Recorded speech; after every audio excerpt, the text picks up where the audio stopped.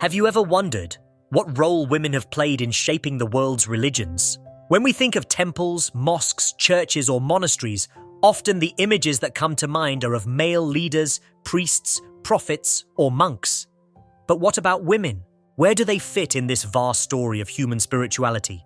The truth is, from the very beginning of human civilization, women have not only been participants in faith, but often its backbone, sometimes celebrated openly and sometimes hidden behind the curtains of history.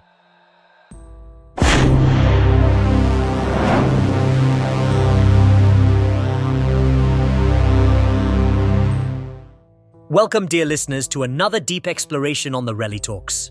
Today, we are embarking on a journey across time, culture, and belief systems to uncover the role of women in religions. So, sit back, take a breath, and let's step into this timeless story together. Part 1. Women's Spirituality in Early Societies. Before organized religions as we know them today, spirituality was raw, simple, and often centered around the mysteries of nature. Imagine early humans looking up at the sky, the stars, the moon, and then looking at the miracle of childbirth. For our ancestors, the power of women to give life was nothing short of divine. That's why some of the earliest sacred symbols discovered by archaeologists are not of kings or warriors, but of mothers. Small stone statues of fertility goddesses, dating back more than 30,000 years, show us how women were revered as the keepers of life. In tribal and agrarian societies, women often served as healers, midwives, and spiritual guides. They were seen as bridges between the seen and the unseen. But as societies grew larger and more complex, power often shifted into the hands of men, through kings, warriors, and later, religious institutions. And gradually, the visible leadership roles of women began to fade. Yet, even in those transitions, the female presence in spirituality never disappeared, it simply changed form. Part 2. Women in Islam. In Islam, women's spiritual equality is clear in the Quran. Men and women are protectors of one another, equal in faith and accountability before God. From the very beginning, women were central to the story. Khadija, the Prophet Muhammad's first wife, was not only his life partner, but also his strongest supporter and a successful merchant in her own right. Aisha, another wife, became a scholar who transmitted thousands of hadiths and even advised early leaders of the Muslim community. Throughout Islamic history, women contributed as teachers, poets, and even rulers. Fatima al-Fihri, a Muslim woman in the 9th century, founded the University of Al-Qarawiyyin in Morocco, the oldest continually operating university in the world. But interpretations of Islamic law have varied widely. In some cultures, women's access to education and public leadership was restricted.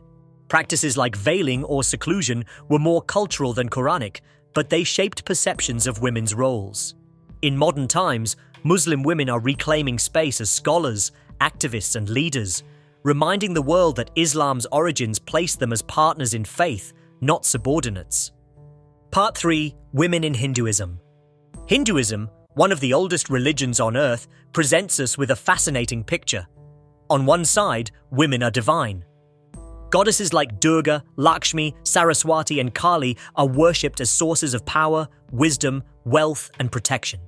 Every festival, every prayer ritual includes honoring the feminine divine. And yet, the story of real women in Hindu society is more complex.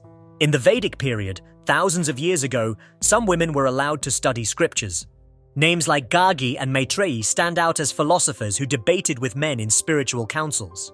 Imagine, in ancient India, a woman standing before learned sages, questioning them about the nature of reality. But as centuries passed, cultural and social changes reduced women's space. While the scriptures held the idea of Shakti, the divine feminine energy, society often pushed women into domestic roles. Some harmful practices, like sati, were not rooted in scripture but grew out of patriarchal pressures. Yet the resilience of women in Hinduism shines through. From mythological figures like Sita and Draupadi to modern spiritual leaders, women have always found ways to embody strength, faith, and devotion.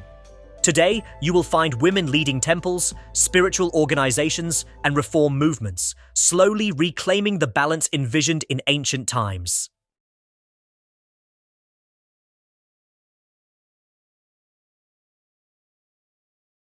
Part 4. Women in Buddhism. When we turn to Buddhism, the story begins with a hesitation. The Buddha, Siddhartha Gautama, was asked to allow women into the monastic community. At first, he hesitated, but eventually, through the persistence of his stepmother, Mahapajapati Gautami, women were granted the right to become bhikkhunis, or nuns. This decision was revolutionary. Women could now walk the same spiritual path as men, renouncing worldly life, meditating, seeking enlightenment.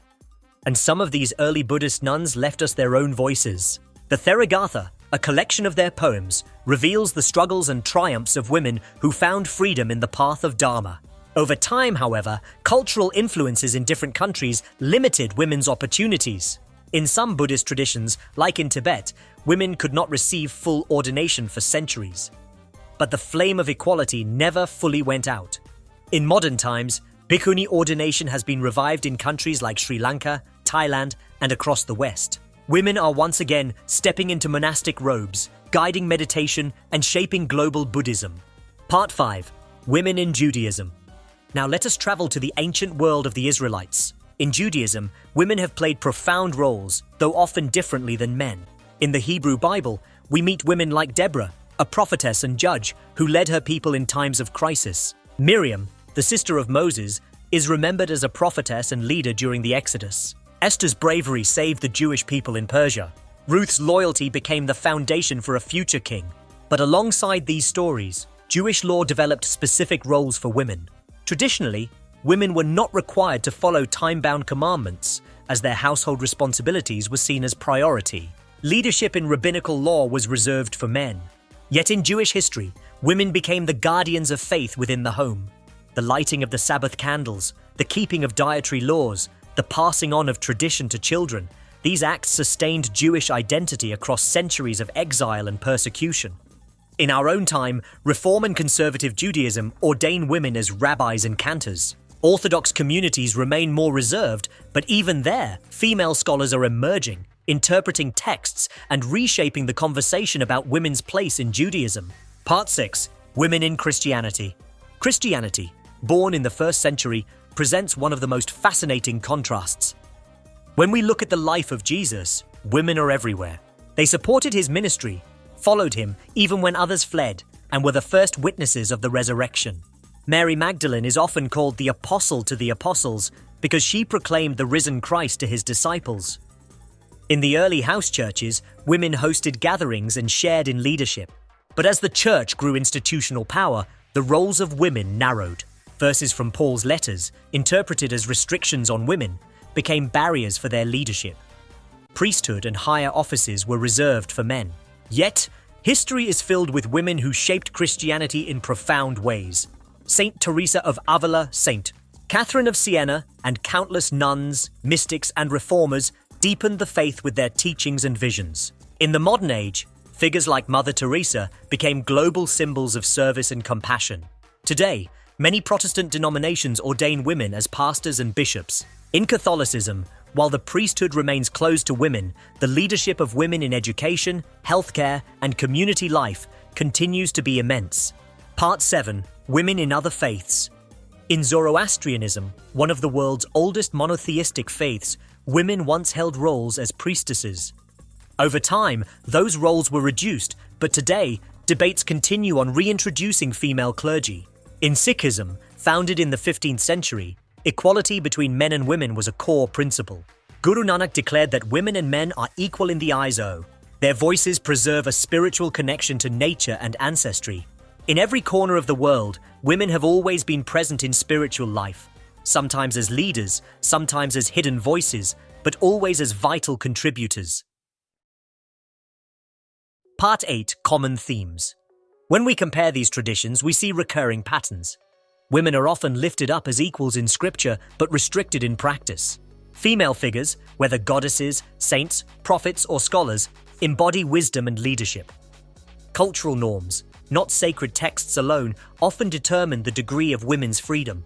And in the modern age, across religions, we are witnessing a reawakening, where women are reclaiming spiritual authority, becoming leaders, teachers, and interpreters of sacred traditions. The role of women in religion is not a single story. It is a living journey, shaped by time, culture, and the ongoing struggle between tradition and change. From ancient goddesses to modern reformers, from silent worshippers to outspoken leaders, women have always been there, shaping faith in ways both visible and invisible. The question for the future is clear.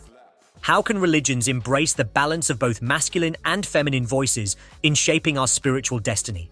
Perhaps the answer lies in listening more closely to the women who have always carried wisdom and to the divine feminine that lives within every tradition. Thank you for joining us on this exploration. This was the Relay Talks, bringing you stories that shape belief and understanding. If you enjoyed this journey, make sure to like, share, and subscribe. And stay tuned for our next deep dive into the world of faith, philosophy, and history.